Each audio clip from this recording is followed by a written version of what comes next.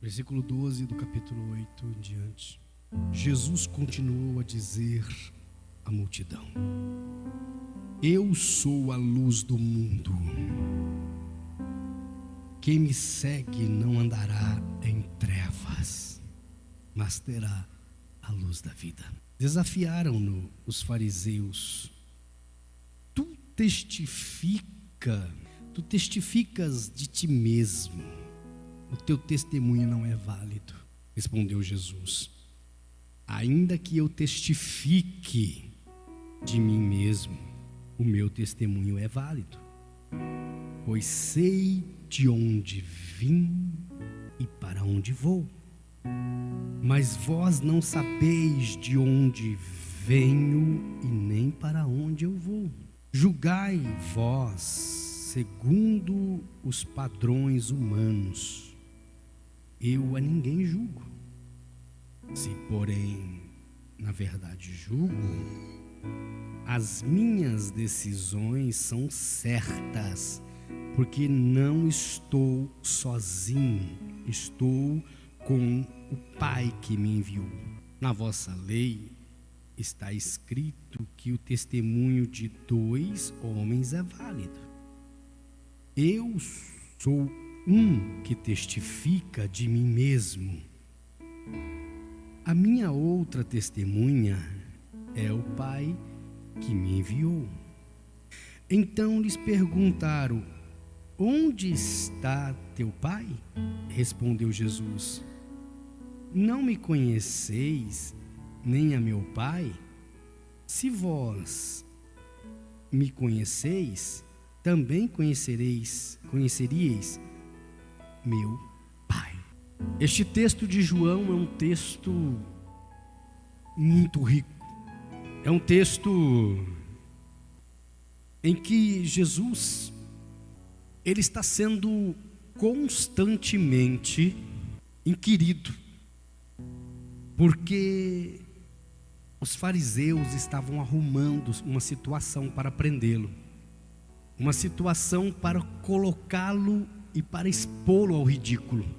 Porque existe 2 formas de você matar uma pessoa, e eles tentaram a primeira forma muito. Usaram todas as ferramentas que tinham para matá-lo desta primeira forma, que era expô-lo ao ridículo, que era colocá-lo numa situação esdrúxula. Se você ler o capítulo 7, você vai ver que na altura do versículo 45 do 7, os fariseus mandaram soldados para prender Jesus, e os soldados, quando chegaram para prendê-lo, eles ficaram admirados da pregação de Jesus. E eles não conseguiram prender Jesus, e eles voltam, e os fariseus começaram a irritar-se com os soldados. Falou: Jesus enganou vocês também. Nicodemos, nesse capítulo 7, Nicodemos é inquirido também, até mesmo pelos outros fariseus. Fala para Nicodemos: você também é da Galileia? Jesus é um galileu? Espera aí. Vem profeta da Galileia? Não vem profeta da Galileia. Capítulo 7, leia lá. Eles queriam arrumar uma palavra de Jesus contra a lei, mas não contra a lei deles, porque Jesus fala contra a lei deles. Jesus fala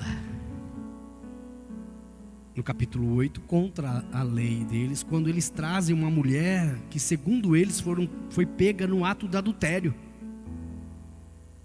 Do versículo 3 em diante, versículo 1 você pode ler, mas do 3 em diante começaram a falar sobre essa mulher que foi pega no ato de adultério, apanhada no ato de adultério, segundo eles, e eles trazem e interrogam Jesus, porque Jesus tinha que dar uma decisão. Quantas vezes você é pego numa situação que você precisa dar uma palavra, você precisa ter um insight, você precisa ter uma resposta pautada nas nossas leis, mas sem ferir a palavra de Deus. Jesus dá uma resposta para eles que é ensurdecedora. A resposta causa espécie, causa um espanto em que os discípulos observam, assustados. Os fariseus ficam emudecidos.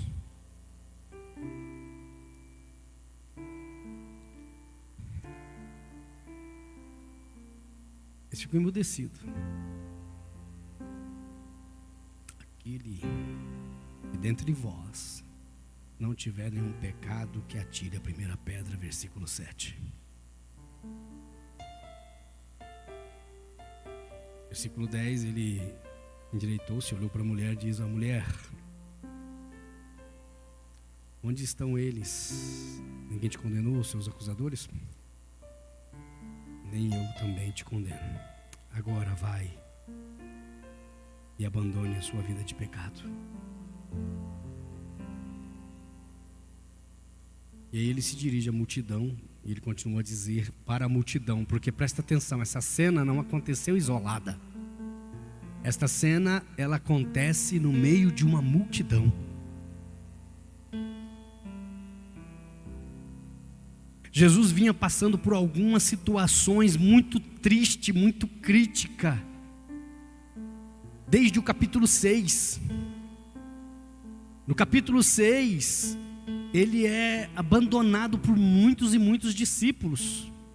Muitos e muitos discípulos. A versículo 60 do capítulo 6 trata sobre isso, que os discípulos, por causa da pregação, presta atenção, a pregação de Jesus não é essa pregação florzinha que a gente escuta nas redes sociais, não. É uma pregação muito forte contra o pecado, contra a imoralidade, contra a lascívia, contra a luxúria. Mas quando chega aqui, ele diz algo muito forte. Ele diz: eu sou a luz do mundo. Quem me segue não anda em trevas, mas terá a luz da vida. O que quer dizer isto? O versículo 3 diz: desafiaram-no os fariseus, tu testifica de ti mesmo, o teu testemunho não é válido. Quando uma pessoa está te perseguindo, quando uma pessoa está encanada com você, quando uma pessoa está revoltada com você, nada do que você falar, nada do que você disser, nada do que você mostrar, nada do que é visto em você vai servir como testemunho. Então não basta você chamar e invocar testemunhos do passado, testemunhos do presente ou testemunhos de um futuro. Jesus diz: ainda que eu testifique de mim mesmo, o meu testemunho é válido.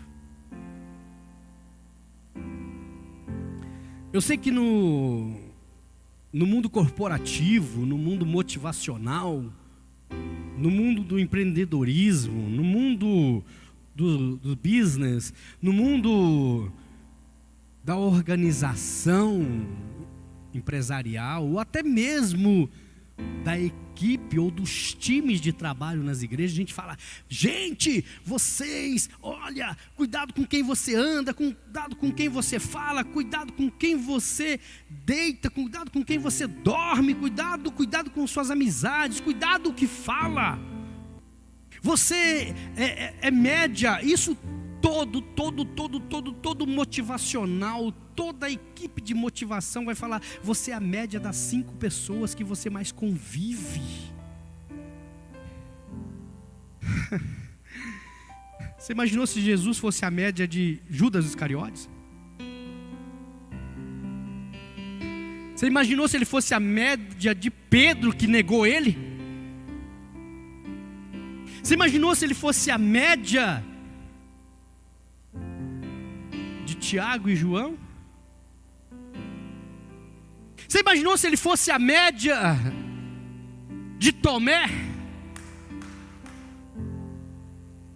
Porque eram as pessoas que ele dormia, que ele andava, que ele convivia. E até quando ele se retirava a parte para orar, ele levava 3 com ele. Você imaginou se ele fosse a média destes?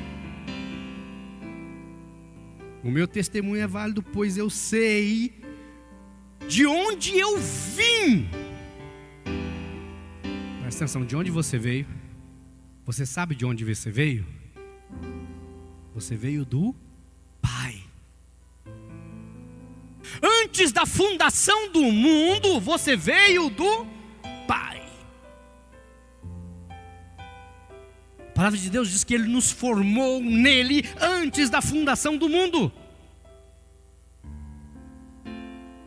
Jesus diz: eu sei de onde eu vim, e eu sei de onde vem. Eu sei, e sei para onde vou. Mas vocês não sabeis de onde eu venho. Essa resposta de Jesus é ímpar. A gente podia usar palavras do momento, palavras do mundo corporativo, palavras do mundo acadêmico, para dizer o que ele diz aqui. Mas eu quero usar a palavra que ele diz, presta atenção. Aí ele vai continuar. Ele diz: vós, versículo 14, mas vós não sabeis de onde venho, nem para onde eu vou. Julgais vós segundo os padrões humanos. Este é o grande problema da sociedade nossa hoje, da igreja contemporânea, da igreja dos nossos momentos. Ela tem sido uma igreja humanista, uma igreja que está preocupado com o homem, pregando uma pecha de uma falsa espiritualidade. Eu a ninguém julgo. Se porém, na verdade, julgo, porque ele abriu aqui um parênteses, um leque, ele abriu uma oportunidade. As minhas decisões são certas porque não estou sozinho. Aqui ele conta o segredo de quem influencia ele. Aqui ele vai falar de quem que ele é a média. Ele vai dizer: não estou sozinho, estou com o Pai que me enviou. A vossa lei, aqui ele dá na canela, que é a grande confusão dos nossos dias. A vossa lei, ele está falando para quem? Para os fariseus. Não é a lei lá de Moisés, que ele fala no capítulo 5, que é para observar. Versículo 17 em diante. Quando ele está falando da lei, ele está falando da lei dos fariseus, das observâncias do farisaísmo. Aqueles que ataram fardos difíceis de carregar, porque o povo de Deus, eles não odiavam a lei, eles não tinham aversão à lei, eles amavam a lei, porque a lei os tirou da escravidão do Egito. A lei dá para eles uma organização enquanto nação. A lei regula e cria limites, e cria oportunidades, e cria metas, alvos e objetivos que eles não tinham até então. Até então eles eram uma tribo, não era uma nação. Eram criadores de gado, pastores de ovelha, e escravo do Egito, fazedores de tijolos. A lei que Jesus está se referindo aqui é as observâncias que os fariseus e o jugo que os fariseus jogavam nas costas do povo. Eu sou um que testifico de mim mesmo. Na vossa lei Está escrito que o testemunho de 2 homens é válido, mas eu sou um que testifico de mim mesmo, e a minha outra testemunha é o meu Pai. Porque o farisaísmo criou um negócio que na lei de Moisés não é assim. Porque a palavra do homem já basta. Ele é o que é. Por isso que quando o homem recebe um nome, o nome que ele recebe é o que ele é. O pai, quando dava o nome para um filho, dava o nome daquilo que ele é. E então perguntaram para ele: onde está teu pai? Respondeu Jesus: não me conheces, nem é meu pai. Espera aí, vocês não me conhecem. Por quê? Por que ele fala isso? Ele não está falando daquela carcaça humana, a carne. Ele está falando do filho, da identidade dele, quem ele é. Quem você é? Você não é quem eu vejo que você é quem você é. Porque quem eu vejo que você é a sua imagem. É a roupa que você está vestindo, é o sapato que você está usando, é a etiqueta que você coloca, é o carro que você dirige, é a casa que você mora, é o relógio que você usa, é as suas conexões que você tem. Esse é o que você mostra que você é, mas quem você é? Ele está dizendo: vocês não me conhecem. E também, se vós não me conhecesses, se vós me conhecesses, também conheceria o meu Pai. Você sabe de onde você veio? Eu não estou falando lá do seu registro. Ele está falando da promessa que está lá no capítulo 7 de Isaías, que a virgem conceberá um filho. Ele está falando da promessa que está lá no capítulo 9 de Isaías: um menino nos nasceu, um filho se nos deu, e o seu nome será maravilhoso, Conselheiro, Deus forte, Pai da eternidade, Príncipe da paz. Ele está falando daquele que está escrito lá no 22 de Salmos, que ele vai citar na cruz, a posteriori, na crucificação. Que ele começa citando o texto, ele lamax sabactane, Salmo 22, Deus meu, por que me desamparaste? Ele está falando daquele que diz lá no capítulo 3 de Gênesis: de ti, mulher, nascerá aquele que pisará a cabeça da serpente. Ele está falando de coisa que este povo não entende. Nós estamos vendo aqui a cena de um líder confrontado, perseguido, abandonado, rejeitado, que a partir deste momento ele começa a ser, cada momento, cada palavra, cada decisão, cada atitude, cada passo dele passa a ser monitorado pelos fariseus, pelos líderes do templo, porque Jesus, ele fala: vocês não sabem de onde veio. Então, se Jesus nos nossos dias de hoje fosse média, e ele não é média, ele é e quem é não é média de ninguém, diga assim: eu sou. Eu te pergunto, você é influenciável? Você é camaleão, que você se adapta a quem chega perto de você, ou você tem personalidade própria? Jesus aqui, ele tem um propósito. Diga assim: propósito. Qual que era o propósito de Jesus? Cumprir as escrituras. E ele fala isso o tempo todo. Nós vimos aqui no capítulo 11, na sexta-feira, quando ele vai ressuscitar Lázaro. Ele é indagado pelos seus discípulos, mas ele manifesta o desejo: olha, quem anda de noite anda na treva, mas quem anda de dia anda na luz. Ele diz: o dia tem 12 horas, é necessário que se ande na luz. E ele fala: eu sou a luz. E a luz, ela não fica escondida, ela clareia, ela ilumina. Ela não anda na treva, ela anda onde todo mundo deve ver.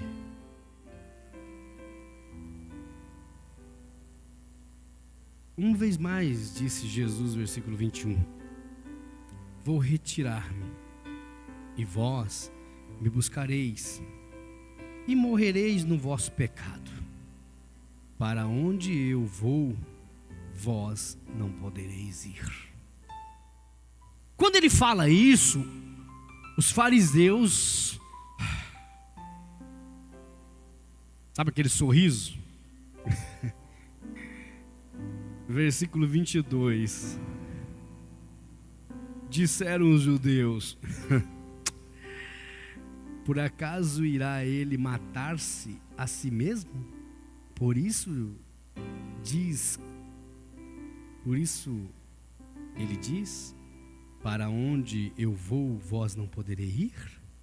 Ele, porém, continuou: vós sois de baixo, eu sou de cima. Vós sois deste mundo, eu não sou deste mundo. Sabe que nós temos aqui um grande conflito neste texto. De que mundo você é? Mas pastor, do que o senhor está falando? Claro que eu estou aqui, eu estou vivendo este momento da história, da sociedade, onde muitas pessoas estão perdendo a vida por causa desta pandemia, por causa dessa doença, por causa de outras coisas. Não se morre só de pandemia no mundo. Nós estamos no mundo. Sim, nós estamos no mundo. Mas não é essa a pergunta. Vós sois deste mundo, eu não sou deste mundo. Quem tem Jesus não é deste mundo. Quando você vê uma pessoa ministrando, pregando, falando, e esta pessoa, ou este pastor, pastora, líder, ou personalidade, começa a falar de Jesus, mas com os dois pés no mundo, tem coisa errada. Porque eu preciso justificar valores do mundo para permanecer no mundo, mas falando. Por isso que lá em Mateus capítulo 24, no sermão profético, Jesus vai falar de forma contundente sobre os últimos dias. Cautelai-vos que ninguém vos engane. Surgirão muitos falsos profetas que em meu nome, não é no nome de Satanás, não é no nome do profeta, não é no nome de Jesus. A enganação não vem em outro nome, a enganação vem no nome de Jesus. As pessoas usariam o nome de Jesus. E está escrito no texto que enganariam a muitos. É que você tem que ver o pacote todo. O pacote todo, senão você cai. Mas ele está dizendo aqui: eu não sou deste mundo. Vocês são de que mundo? Os fariseus, nós vimos aqui na sexta-feira que eles estavam preocupados, lá no capítulo 11, eles estavam preocupados em perder o poder, em perder as cadeiras, em perder a liderança, em perder a autoridade. Então eles procuravam de todo jeito para prender, para matar, para seguir. Por quê? Porque eles já começaram aqui no capítulo 6 a colocar uma situação mais contundente. Eles começaram a observar mais de perto, eles começaram a mandar espião no meio do povo, eles começaram a colocar coisas na cabeça. Preste atenção. Lá no teu trabalho, se alguém chega em você e começa a te influenciar, e você é influenciado, de que espírito sois? Perguntaram-lhe: quem és tu? Respondeu Jesus: o que já disse desde o princípio. Muito tenho que dizer e julgar de vós, mas aquele que me enviou é verdadeiro, e o que dele ouvi, digo ao mundo. Eles não entenderam que ele lhes falava do Pai. Por isso Jesus disse: quando levantardes o Filho do Homem, então sabereis que eu sou quem digo ser, e que nada faço de mim mesmo, mas falo como o Pai me enviou. Eles também não entenderam. Ele estava falando que quando levantar o quê? A cruz. A palavra levantar aqui, ela está tá subjetiva para o leigo. Por quê? Porque acha que é levantar, vaidade, falar dele. Não. Está falando de levantar na cruz. Levantar. Aquele que me enviou está comigo. Ele não me deixou só, pois sempre faço o que lhe agrada. Meu querido, nós queremos imitar Jesus, mas não queremos ir para a cruz. Nós sabemos que a cruz está ali, nós vamos para lá. Porque cruz é lugar de vergonha. Cruz é lugar onde você é desnudado, você fica sem roupa. Cruz é lugar de martírio. Cruz é lugar de dor. Cruz é lugar de sufocamento. Cruz é lugar de expiação. Lá no 29 de Isaías, capítulo 29, versículo 13 em diante, vai ter uma citação lá de Marcos. Bem profetizou Isaías acerca de vós, hipócritas. Honram-me com os lábios, mas o seu coração está longe de mim, pregando doutrinas e preceitos que são mandamento de homens, invalidando, pois, o mandamento de Deus. Oséias capítulo 4, versículo 6 vai dizer: este meu povo perece porque lhe falta o conhecimento. E às vezes a gente quer achar que sabe muito, a gente quer achar que conhece as escrituras, a gente quer citar as escrituras, a gente quer pegar um texto, outro texto, e pegar o embasamento de um estudo que está na página, e a gente quer chegar e dizer: olha, não é isso que a palavra está dizendo. A palavra está dizendo: tu, sacerdote, porque rejeitaste o meu sacerdote, eu te rejeitarei. Tu que rejeitaste o conhecimento, eu rejeitarei o teu sacerdócio. Os fariseus não estavam preocupados com a lei de Moisés, eles estavam preocupados com a lei deles, com os apensos, com as emendas na lei. A lei dos fariseus parece nossa Constituição hoje, tem mais emenda do que a Constituição. Disse Jesus aos judeus que criam nele: se permanecerdes no meu ensino, verdadeiramente serei os meus discípulos. Nós conhecemos o versículo 32, né? E então conhecereis a verdade vos libertará. Uau! Nós ouvimos pregações sobre esse versículo. E você vai conhecer a verdade vai te libertar, a verdade é Cristo. Mas que verdade é Cristo? A verdade de Cristo está no ensino. Se você permanecer no meu ensino, e o que é que ele ensina? Ele ensina a ser obediente à lei de Moisés. Ele ensina a ser obediente à palavra. Ele ensina a ser obediente aos líderes. Ele ensina que você tem uma vida após a morte. Porque se não é isso que ele ensina, então aqui ele está contradizendo, e lá atrás ele está contradizendo também. Capítulo 5, 6, capítulo 23 de Mateus. Então às vezes eu quero ler o livro de João de forma subjetiva, ou quero ler algum outro livro da Bíblia de forma subjetiva. Por quê? Porque eu não tenho um mergulho na palavra e no ensinamento. Eu pego algo isolado e digo: ó, engula. Mas estou dizendo aqui algo muito mais forte. Então sereis meus discípulos. O que é discípulo? O que é discípulo? Não existe discípulo sem um mestre. Jesus, ele tinha reuniões periódicas com o Pai. Na onde?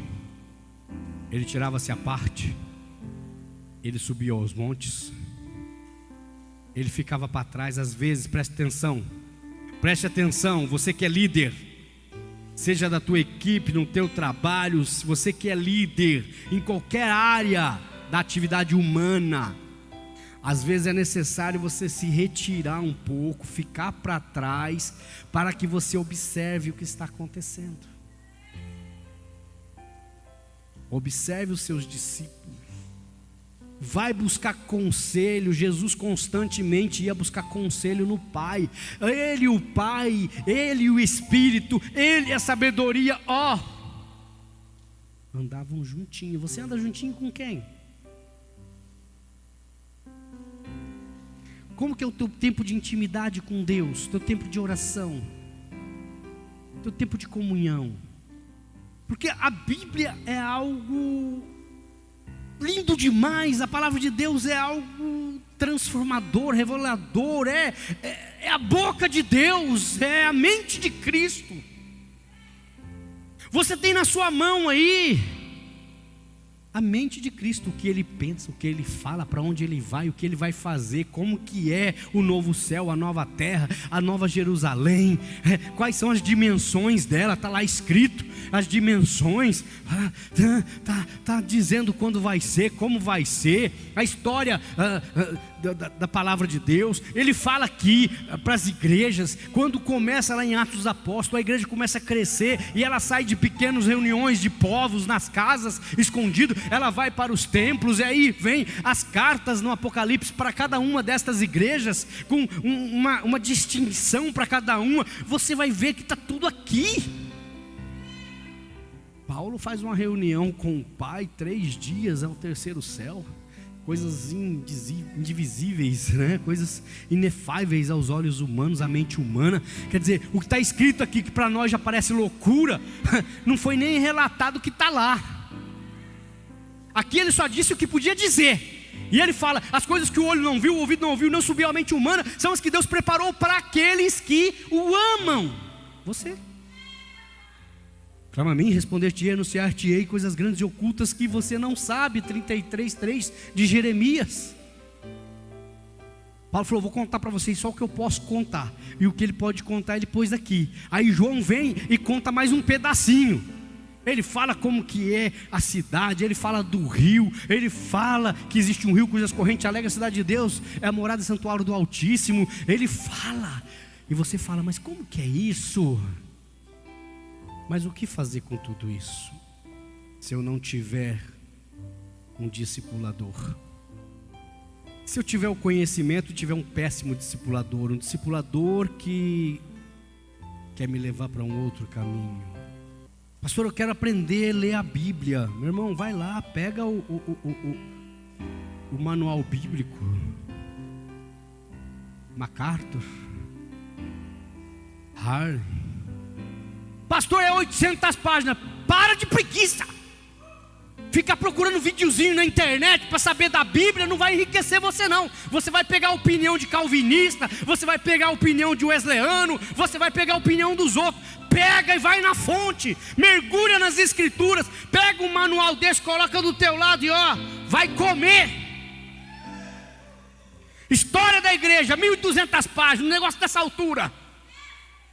Mas demora muito, pastor, é para demorar.